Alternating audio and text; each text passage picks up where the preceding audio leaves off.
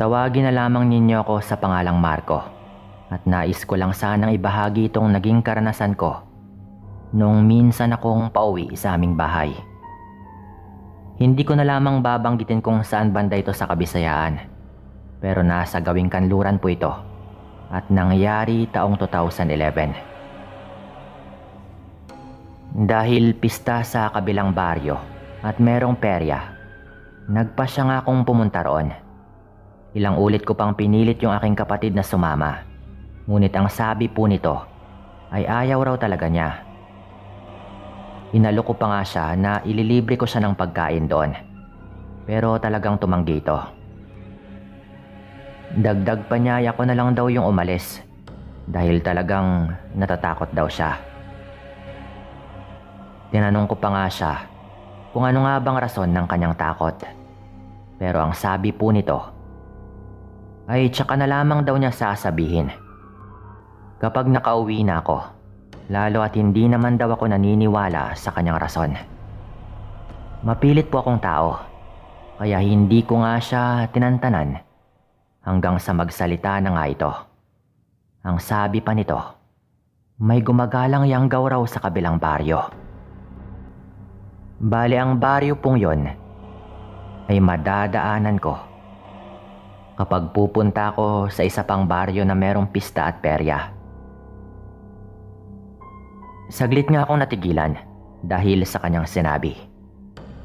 At medyo napatawa pa nga po ako noon ng mahina. Sinabihan ko siya na magbe-20 anyos na siya, pero naniniwala pa rin siya sa mga aswang. Hindi naman umimik yung aking kapatid at muling sinabi na hindi raw talaga siya pupunta. Noong mga panahong yon, wala akong nagawa kung hindi yung maglakad ng mag-isa. Dala ko lamang noon yung debateryang flashlight at patalim na palagi ko namang sinusukbit sa aking tagiliran. Nagpaalam na nga ako sa aking mga magulang at sinabi na uuwi rin ako bago mag-alas 12. Hinabilinan na lamang ako na mag-ingat sa aking daan pa uwi at wag daw maghanap ng gulo sa perya, pati na rin sa sayawan kung sakali. Tumango naman ako sa kanila at doon ay nagsimula na nga po akong maglakad. Habang naglalakad noon ay panay pa yung pag-iling ko. Iniisip ko kasi na wala naman akong kwentong naririnig patungkol sa bagong yanggaw na gumagala sa kabilang baryo. Napasambit na lamang ako ng pabulong sa aking sarili na baka gawa-gawa lamang yon ng aking kapatid upang hindi nga ito makapunta.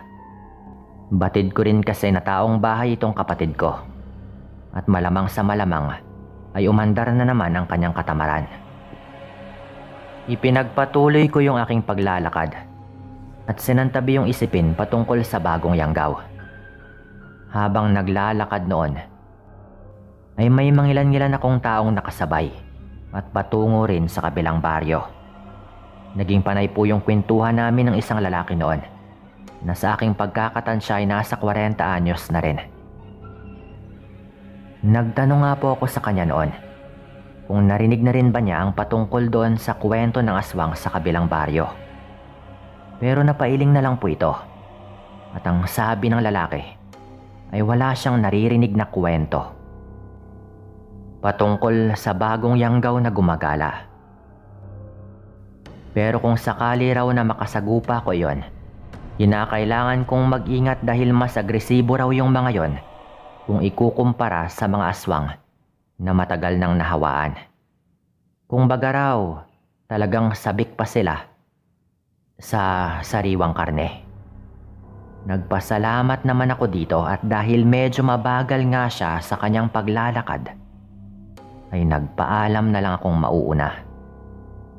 Nung mag-isa na lamang akong naglalakad, naging panay po yung aking pagpalinga-linga sa paligid.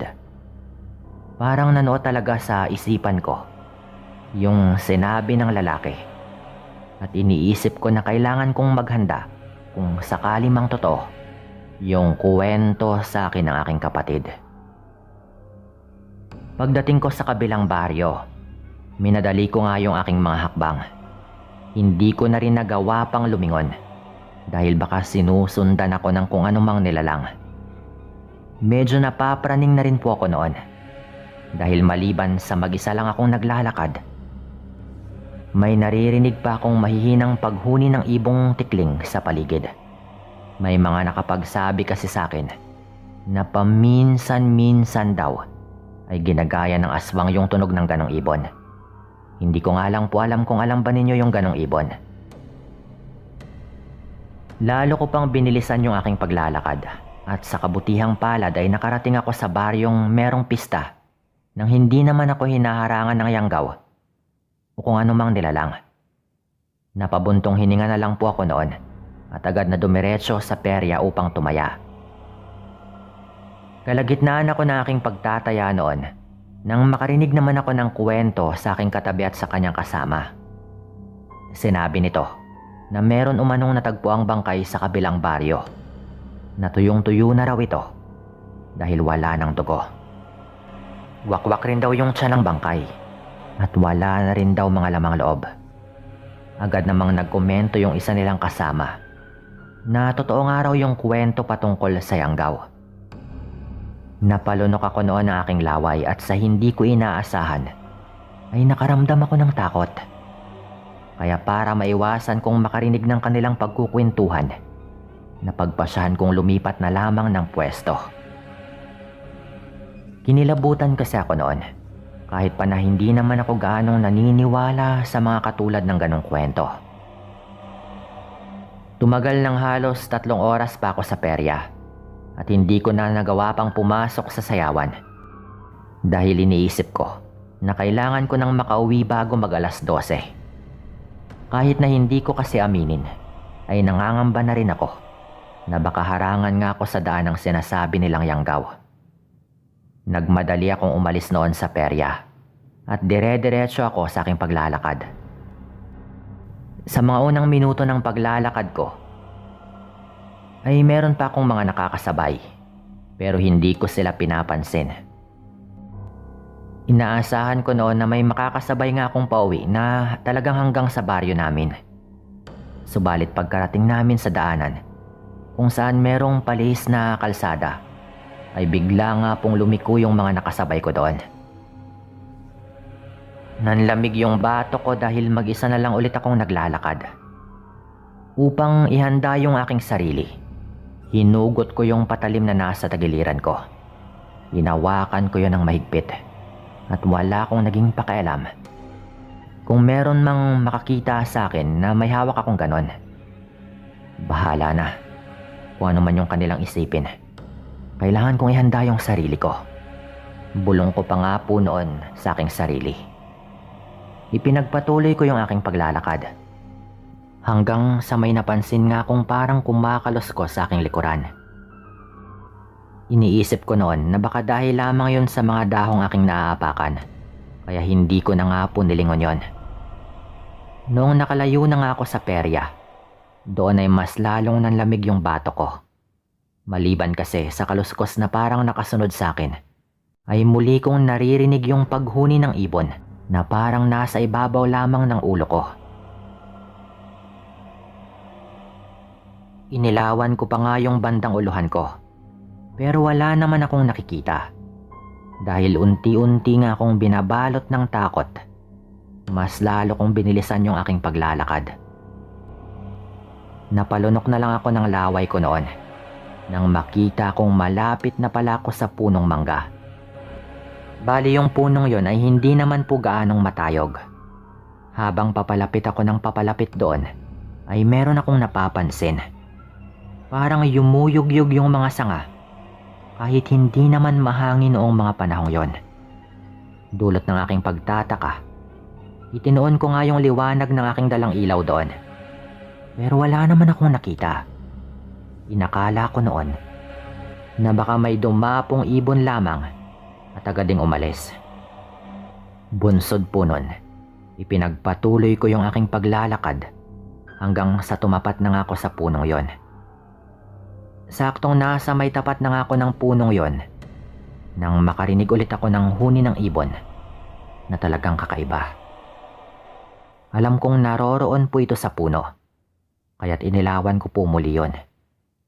At sa hindi ko inaasahan, may nakita kong hubog ng kung anumang nilalang na nakakubli roon. Ngunit bago ko pa man makumpirma kung ano nga talaga yung naroroon, ay dinuraan po niya ako sa aking mukha. Tinamaan nga po ako sa aking mata at pisngi, na talagang napapikit ako. Meron talagang dumura sa aking mukha. Napahawak nga po ako agad sa aking mukha at nakapako yung bagay na idinura sa akin ng kung anumang nilalang na iyon. At sobrang baho po nun. Parang laway ng tao na hindi nagsipilyo ng higit 1 linggo. Basta parang malansa na nabubulok. Noon nga ako napaisip na baka aswang nga yung naroroon at sinubukan po niya akong harangan. Napamura ako agad at hinamon kung ano man yung nilalang doon. "Hindi ako takot sa'yo." Sigaw ko pa kahit nanginginig na nga yung aking mga kamay. Hawak ko pa rin po noon yung flashlight at patalim. Inilawan ko nga yung sanga upang alamin kung saan naroroon yung aswang. Ngunit wala po akong nakitang kahit na anino nito. Alam ko sa aking sarili na hindi ako nagkakamali dahil nakita kong may hubog ng nilalang na nagtatago sa isang sanga at yun nga po yung dumura sa akin. Napamura ako noon habang ginagala yung aking ilaw sa may mangga. Ilang minuto rin akong naroroon, pero nang mapansin kong wala nga roon yung nilalang, ay nagpasya na lamang akong magpatuloy. Nagtaka ko noon dahil parang meron talagang dumura sa akin. At paano ko naman ipaliliwanag yung mabaho at malagkit na likido na tumama sa aking mukha. Nilampasan ko na nga yung puno ng mangga habang panay pa rin yung aking pagpunas ng laway. Naduda nga akong laway ng aswang. Ginamit ko na nga po noon yung aking damit bilang pamunas. Walang humpay yung aking pagmumura dahil sa nangyaring hindi ko inaasahan. Noong nasa mga 10 dipa na nga po yung layo ko mula doon sa puno ng mangga, ay sinubukan ko nga pong lingunin yon. Nasakto rin noon na bigla na namang yumugyog yung sangaron. Kaya sinipat ko nga po ng maigi yung puno ng mangga. At walang ano-ano, tumambad sa akin ang isang tao na napakaitim ng balat. Nagbabaga po yung mga mata nito. Agad nga akong napamura. At kahit na nag-aalangan ay hinamon ko po siya ng isang labanan. Sinabi kong hindi ako natatakot at papatayin ko siya dahil sa kanyang ginagawa. Wala akong naging pakialam kung agresibo man siya. Tulad nga ng sinabi sa akin ng lalaking nakasabay ko nang patungo pa lamang ako sa perya. Walang naging reaksyon yung nilalang sa aking sinabi. At sa halip, napatitig lamang ito sa akin na parang sinusukat kung hanggang saan yung aking kaya. Walang ano-ano, ay bigla na lamang po itong lumundag pa ibaba. Nang makalapat na nga po yung kanyang mga paa sa lupa, ay bigla po itong yumuko. Nang mga panahong yon, nakalapat na rin ang kanyang mga kamay sa lupa. Napansin ko na gumagalaw yun ng bahagya, kaya iniisip ko na baka sugurin nga po nito ako. Umangil yung nilalang na iyon at nagsimula na nga rin pong maglaway. Sinubukan pa niyang duraan ulit ako na hindi ko nga po may paliwanag kung bakit niya ginagawa yon. Pero dahil malayo yung kinatatayuan ko sa kanyang pwesto, ay hindi nito ako naabot. Napamura ko dahil sa kanyang ginawa. At hinamon pa siyang subukan pa niyang lumapit sa akin at muli akong duraan. At titiyakin kong itatarak ko sa kanyang lalamunan yung hawak kong patalim. Habang nasa ganong sitwasyon nga po ako, hindi ko pa rin alam kung bakit niya ako dinuduraan at kung anong pakay nito. Bunsod nun, ay tinanong ko nga siya kung bakit niya ginagawa yon. Subalit sa halip na sumagot, ay kumahig po yun at mabilis na gumapang patungo sa aking direksyon. Nung halos 3 hakbang na lang po siya at mararating na nga niya yung harapan ko, may narinig akong sigawan sa hindi kalayuan. Natigilan po bigla yung aswang nang mangyari yon.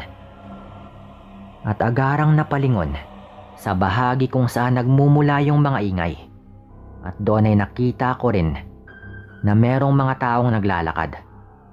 Ang ilan pa nga sa kanila ay tumatakbo habang merong hawak na sulo. Nais ko sana noong saksakin yung aswang na iyon upang hindi na nga po ito makagalaw at mahuli siya ng mga tao. Pero naging mabilis po yung paggalaw nito at tumakbo na po siya patungo doon sa may kasukalan. Pagdating ng mga tao sa aking harapan, tinanong nga po nila ako kung nakita ko raw ba yung nilalang na itim yung balat at nagbabaga yung mga mata. At dahil doon, itinuro ko nga po kung saan ito pumunta. Sinabi ko rin sa kanila na dinuraan nga ako ng aswang sa mukha sa hindi ko malamang dahilan. Pero wala po silang reaksyon sa sinabi ko. At sa halip, ay tumakbo sila upang sundan yung nilalang na tumatakbo pala sa mga tumutugis sa kanya. Meron na rin palang ibang nakakita, kaya't hinabol daw nila ito. Hindi ko alam kung anong mararamdaman ko ng gabing yon. Naghalo na kasi yung galit at takot sa nilalang na iyon. Dahil palalim na nga ng palalim yung gabi at nangangamba kong muli kong makasagupa yung yanggaw na iyon. Talagang nagmadali na ako sa aking paglalakad. Halos patakbo na nga rin eh. Ni hindi na nga ako noon nakalingon. Kahit pa na may naririnig rin akong mahihinang paghuni doon sa malayo. Hanggang sa makarating sa aming bahay, ay iniisip ko pa rin kung ano nga ba talaga yung naging pakay ng aswang sa akin at kung bakit niya ako dinuduraan. Ikuwento ko yon sa aking mga magulang at maging sila ay hindi alam kung bakit ginagawa yun ng aswang na aking naikwento. May nakapagsabi na baka nais daw nitong hawaan ako. Pero ang sabi naman ng iba na nakaalam din ng aking karanasan, baka tinatakot lamang daw ako ng aswang na pagtripan. At ayon pa kay tatay, baka may kung anong dahilan daw na hindi nga namin alam. Basta't yung mahalaga daw ay hindi daw yun pumasok sa aking bibig. Magmula po noon ay hindi na nga po ako nagpapagabi sa daan. Talagang nadala nga ako sa aking naranasan. Dito ko na rin po tatapusin yung kwentong ito at maraming salamat po.